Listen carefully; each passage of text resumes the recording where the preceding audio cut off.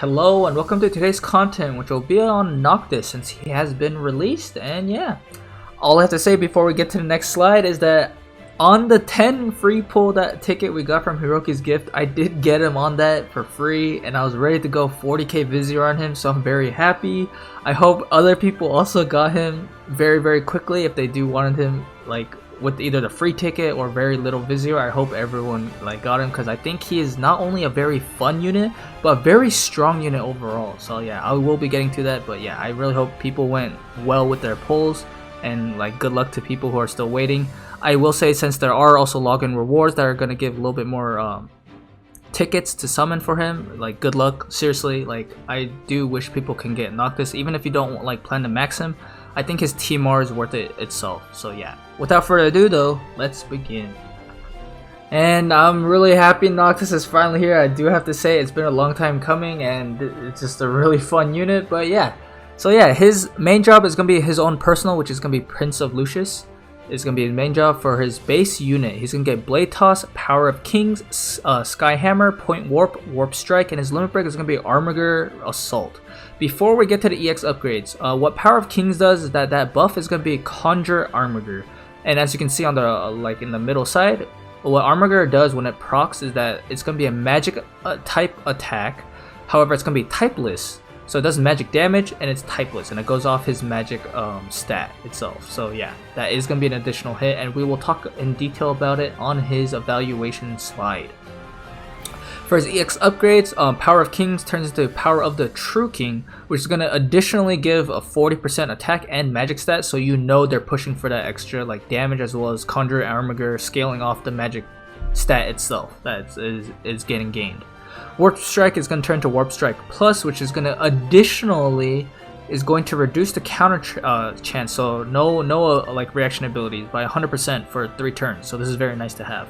And his EX ability is going to be Plunge, which is not only going to break the physical barrier for the target, it's going to also move him right next to the target as well as give him accuracy. I mean, not accuracy, sorry, agility. So this is very useful in terms of getting the edge on the enemy if they're kind of relying on their barriers. For his sub-jobs, the Prince of Lucius sub-job, Tri-Blade is going to be here. I know I didn't put it here, but Tri-Blade does hit 3 times, so it can break barriers in general if you wanted, or chain even if you wanted. His other abilities are going to be Warp Bash, which this is going to be specifically strike damage, so he does have a very large variety of types for attacks. This is not only going to give him a physical shield that can take up to 1500 HP before dealing damage to him in terms of his HP, and it decreases the agility for the target, so this is very useful. He also has the Magic Swordsman sub-job, which most importantly here, 2 things, actually 3, no it'll be 2. He has Taunting Spell, which means he is capable of actually tanking if he wanted it, and 2, he gets Magic Barrier. Yes, so yeah, he has very good kit, as you can see over here, just for Magic Swordsman alone if you wanted to use that. And lastly, we do have the Ninja sub-job. Specifically for the Ninja sub-job, I'm not going to say it's actually useless compared to the other 2, because for a very cheap AP, if you want to do an Armiger setup, even it procs off even Shuriken or Doton. So even having just any ability that can have very far range, he is capable of using that just to proc Armiger if you really wanted to do that. But yeah, these are his abilities. So here we are at resistances and passives. Slash is 10%, strike is 0, pierce is 0, strike is -5%, missile is 10%, and magic is 10%. As you can see, overall, nothing is weak, too weak, and nothing is too strong. However, I will say, because of what it is laid out as right now, and what passives he has, this actually makes him a very good unit. He has unfortunately 0% AoE and 0% single target resistance, and at level 120 Master Ability included, he has 10 defense and 6 spirit. As you can see, it is spread out, but it is still very viable in terms of how flexible he is in terms of his defenses can be. His resistances to statuses are going to be 50% to Immobilize, 50% to Berserk, 10% to Confusion. So as you can see, there are a few things here that are missing, and what I would really wish he had is specifically going to be Disable resistance as well as Stop resistance. Not having those 2 is kind of worrisome, but I mean, I guess the other few are not too bad. For master ability specifically, he's going to get the earth, the element one, and then he gets 25 defense penetration for himself. Already it's better than Prompto's like master ability. I feel kind of bad for that, but I mean, hey, that's sometimes just how we roll.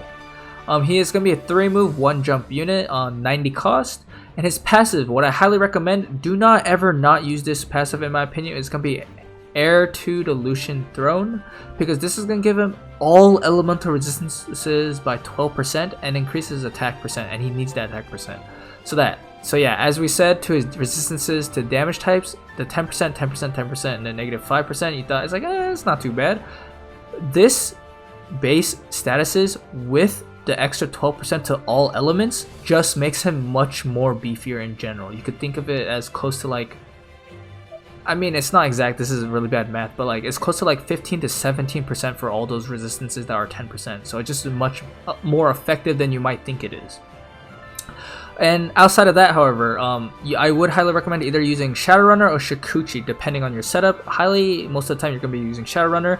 And if you really want to destroy lightning comps or magic attack types compositions specifically, Providence of Lightning used together with the Lucian Throne will give him a very large amount of lightning resistance. So yeah, he does have that option. For reaction abilities, unfortunately, this is where his downfall is. None of his reaction abilities are kind of strong. However, they're mediocre. They're not useless either, because Blink and Magic Guard will both reduce damage in their respective either physical damage or magic damage. Poison Barb is not really going to be used too much, but it is something to kind of think about if you're kind of just whacking people with auto attacks and they're whacking with you with auto attacks. If the poison does land, you do have a higher chance of winning in that circumstance. So I can't really like recommend anything here specifically, but if you did want to use Noctis specifically into like a Helena, I would take Magic Guard over Blink, and vice versa. If you're hitting like physical damage compositions, I would take Blink over Magic Guard. Alright, here we are at Noctis's rating out of 5, and all I have to say, buckle up. This is going to be one of the longest ones in my video series ever, and I'm very sorry for it, but there is so much to talk about for good reason. Either way, if you were thinking about if Noctis was a good unit or not, I still gave him a 4.5 out of 5. Just him in terms of how much utility and what he can do in terms of debuffs, imperils, just all of it in general. He is so versatile in what he can be used. If you're a person who kind of liked using like Ramza, for example, long time ago for like what he can do in terms of hybrid, Noctis is basically the hybrid you kind of wanted in terms of EX form now. So yeah, this is here, like Noctis is here. So let's talk about the pros first. So he's able to become a very high utility, decent DPS, or a very strong bruiser that has a lot of survivability and has very difficult to mitigate damage because he just has so much tools to let him deal damage. And in terms of either attack type or even defense penetration, because he also has a defense lowering ability. So yeah, he just has what he needs. Like, it is very hard to hard counter Noctis in many circumstances unless you're specifically using only wind units. So from here, he has a decent attack total, however he has a very high base HP, even higher than Oberon's. Yes, it's kind of crazy, he does have a higher base HP than Oberon's. However, his total HP pool is barely 100 lower than Oberon's, and he has very good agility, so yeah, he's really super bruisery just like Oberon. His Conjure Armiger's effect itself is nothing to sneeze at. I'm not even joking. I think this ability might be overpowered in the right hands, but in terms of utility and what it can do, it's capable of bypassing not only re-raise, but even Immortal Spirit if the damage permits. I literally tested it as well. If he lands the killing blow, procs either re-raise or the guts, and he has Armiger on, it will attack after it lands, and it will finish the job. It will do it. So yeah, if people are wondering if it worked or not, I did test this 100%. This is why also the video was a little bit late. It does work. He has access to 4 different attack types, primarily Slash and Pierce without having to worry about anything, and he has access to either Typeless from either his Ninja subjob or Strike based on his own Prince of Lucius subjob. And this is either going to be on his subjob or even his Limit Break. His Limit Break specifically, I didn't talk too much about it, however his Limit Break is also Typeless and lowers the resistances after it lands, which is why I didn't really want to talk too much about it, because landing after it lands is like, I mean, that's alright. It's pretty good, but, you know, yeah.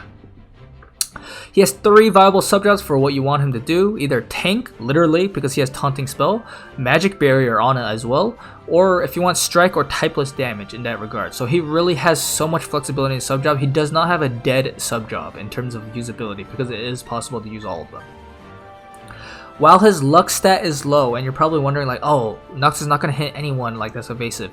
He does have Shadowrunner to passive, just to help a little bit, you know, kind of like even the playing grounds for most units. However, he does have a 100% hit ability, which I believe is Skyhammer, and it's AoE, meaning if you're hitting a bunch of units that are like grouped together into evasion, if you're using like for Jaden for example and uses Magi Blast and he doesn't have an accuracy setup, he's missing, and he will use Magi Blast over other abilities there because he wants to deal the most damage with hitting it with AoE.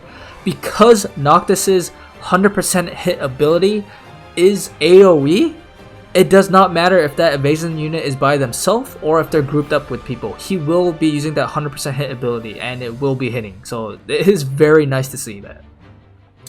All his abilities in general have high utility in terms of like helping him or his party deal more damage, survive longer, or break physical barriers even. So he has a physical barrier break, he has agility up, he has defense down on the enemy, he has slash, pierce, and strike, imperil on his limit break.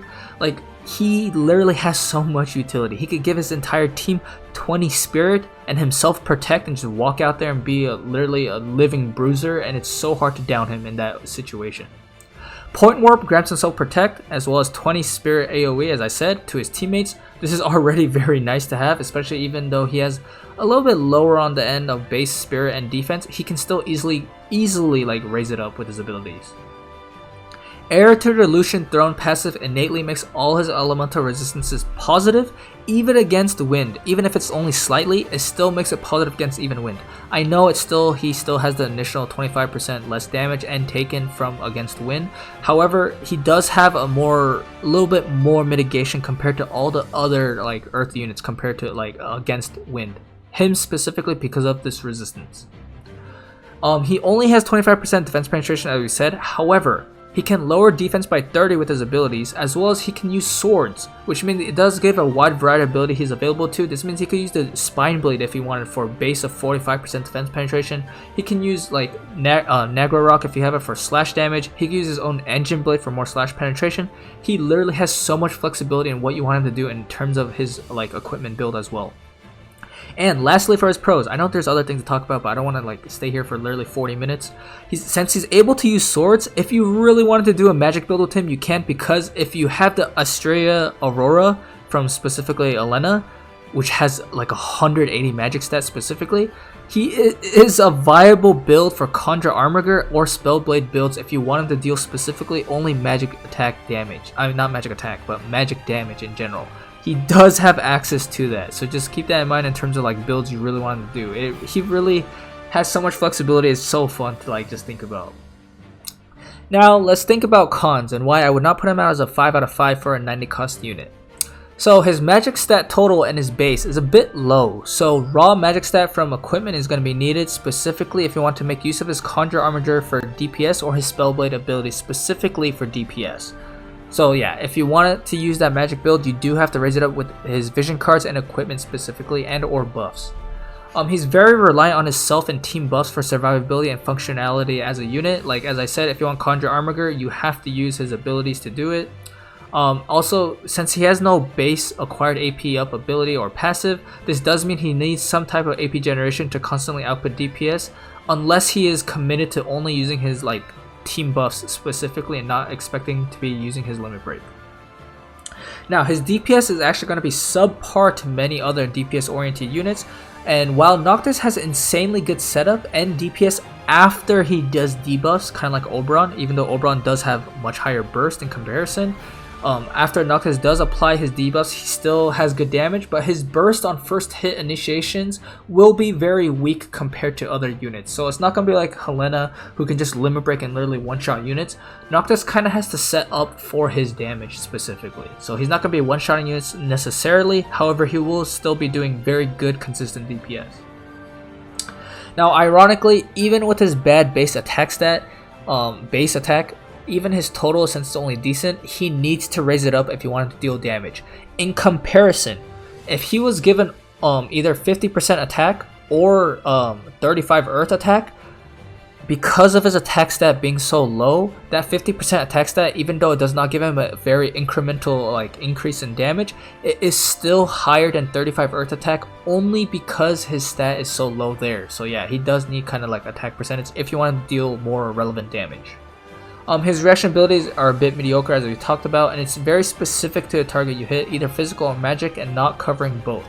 So if you did want to put him as a defense unit, you kind of have to gamble on who you think is going to hit your team. If it's going to be magical or more physical, having that reaction ability can make a difference, because at a 20% base chance of proccing, if he does like defend 45% of that damage being mitigated, that is a very effective damage reduction for Noctis specifically, because he is a bruiser. If he was like a DPS unit in general, or like a very squishy unit, those passives don't really matter too much. But however, because he is a bruiser and has very high survivability overall, those reaction abilities are kind of important to him in terms of surviving longer. Since he is not able to use heavy armor, this limits his defensive builds in terms of what you want him to really do outside of his TMR. So he's going to be more reliant on his TMR for more survivability. Since he's not able to use heavy armor, this means no knight's armor though, and no brigadine. So yeah, unfortunately for that, he does have to use either cloth armor and TMRs for his survivability in general. Now, while Conjure Armor does scale with Faith, I tested this as well. It does do more damage with Faith, like both to you and the enemy. It is very difficult to use because of what it can scale off of. And what I mean by that, because it is typeless as well as element. Like no element. It does not scale off earth attack, it does not scale on magic attack types, none of that. It has to be specifically like magic damage, like human killer on magic damage, type like that, or like has to be like human killer. You have to have that to increase Conjure Armiger's damage specifically. And against magic tanks specifically, if they do have spirit, it does not pierce through the spirit. I did test this as well. Against Rain or Charlotte, this does not do much damage, unfortunately, even with the like pure magic setup. I was like, where'd the damage go? Because it does not have spirit penetration, unfortunately. And lastly, and not least, because there are other things to talk about, but I mean, as I said, we don't want to stay here for 40 minutes. With Re-Raise and Moral Spirit still being relevant, however, if Noctis does not have his Conjure Armor buff on, he is not really any different from any other like unit dealing with Re-Raise and Guts. So you do have to consider that if he is not dealing the killing blow to kind of kill that Syncwids in one go, he is not going to be really different from any other unit. He's just going to be piling on damage.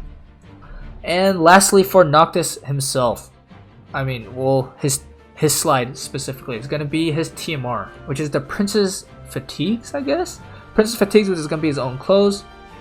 It does have slightly more units that can use it compared to Oldoa's Apron, but the reason why I rated this so freaking high, I know people are like, what? This is 4.5 out of 5? Do I have to pull Noctis? I'm not going to say you have to pull him. However, for people who were thinking about pulling Noctis, especially for his TMR, I highly recommend pulling him for the TMR alone. Not only that, because the ability is going to grant him AP Restore, which is very hard to come by in this game specifically.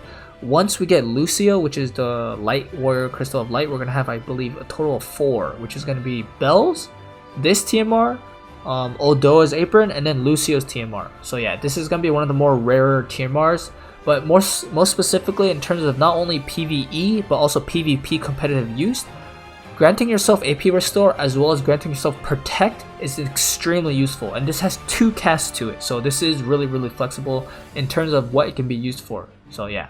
That's why overall, in the end, Noctis is a 4.5 out of 5 in my book. Whether you have a full Earth team or not. Obviously on a full Earth team he'd be extremely strong.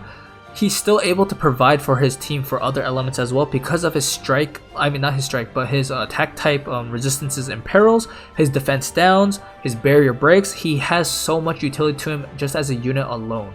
And unlike Prompto specifically, you can put Noctis in like a team in general, and he can kind of end up carrying if he needs to, because he does have the capabilities to that in terms of raw stats and abilities. And we are at the very end. There are other builds and like example setups I was gonna do for Noctis, but until I do a lot more testing with him at 120 to see if it's more capable in competitive hands, I went with the more generic one. But yeah, this is my example setup for Noctis. Oberon's gonna be using his own vision card. I do not want to say the Esper's name. I don't know how to say it. I'll say Elk.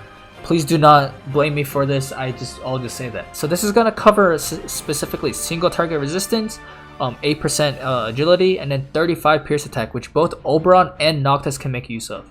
From here, Zazan's gonna be using his own vision card, Solitary Lion, not only for the slash resistance penetration, but the earth attack up. And Noctis for his own build. Before we get to the vision card, let's talk about the setup. Engine Blade is going to be used here specifically for I believe it's the critical form, which has a good amount of attack and magic for that hybrid damage. Until we get other like accessories and stuff, he's going to be using the Shinra Bangle for specifically critical damage up. Yes, Conjure Armiger does scale off crit damage. If it does crit, it can miss the crit though, just keep that in mind.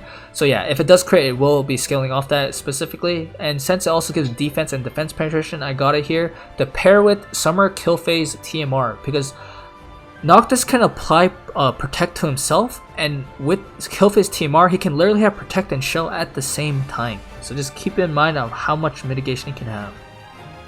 From here, he's going to be using the Titan Esper specifically for the Spirit as well as the Earth attack up. It's going to be very nice to pair on him.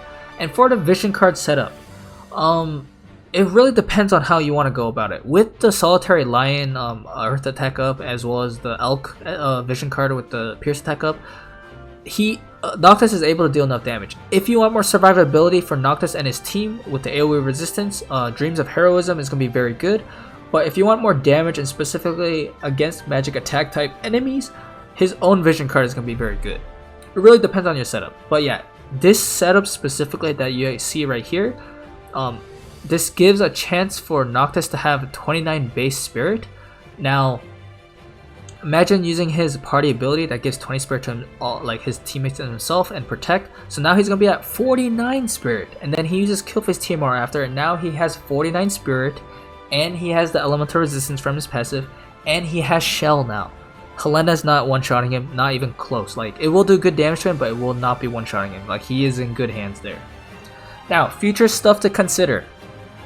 We do have 3 types of armors that he can, cloth armors that he can equip in the future. Santaros specifically for light resistance. He has Survival Vest in the future from Rage, which is going to be 10% single target resistance, and same thing.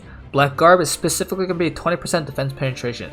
If you really want to go high defense penetration, Black Garb will be the way to go. Other than that, I do believe Survival Vest will be one of his best armors in general to equip, because the single target resistance on top of this defensive setup, which is already bonkers super like beefy because he's a bruiser, gives him a good amount of extra survivability. And lastly, units and stuff that you want to watch out for is going to be wind and strike DPS in general. There'll be a very reliable good matchup into Noctis. Specifically Jum, as we know, she's going to be a premier wind unit which counters so many earth units. It's not even funny how disgusting her kit is, but she is capable of that. Tifa only is really here for the I'm not going to say fan service, but for the service and fact that Noctis is only weak to strike by -5%, and Tifa is not only wind but strike damage. She'll do very significant damage to Noctis. And yeah, we've come to the end of my video. If you liked it, please leave a like and comment and or subscribe. And yeah, until the next video, which will probably be Aranea when she gets released. Peace out.